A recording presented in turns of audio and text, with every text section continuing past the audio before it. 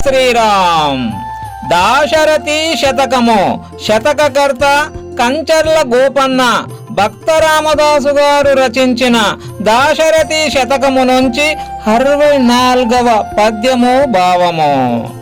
శ్రీరామ, సూర్యవంశ శ్రేష్ఠ, గంగా నదిలోకి మురికి జలములు ప్రవేశించి పవిత్రత నొందునట్లు నా పలుకులను పవిత్రము చేయుమా.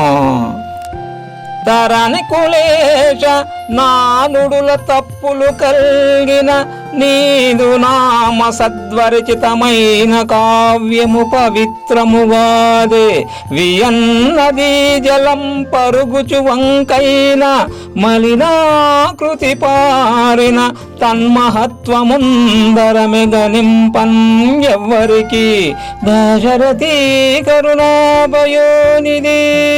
ఓ దశరథ రామ, సూర్యవంశ శ్రేష్ఠ, శ్రీరామ, నీ పేరుతో రచింపబడిన కావ్యము ఎన్ని దోషములైనా పలుకుతున్నప్పటికీ పవిత్రమైనదే కదా. అది ఎట్లనగా, ఆకాశగంగ జలము వంకరగా ప్రవహించినను పైకి మురికిగా కనిపించును. ఆ గంగ యొక్క మహత్యము లెక్కించుట సాధ్యమా.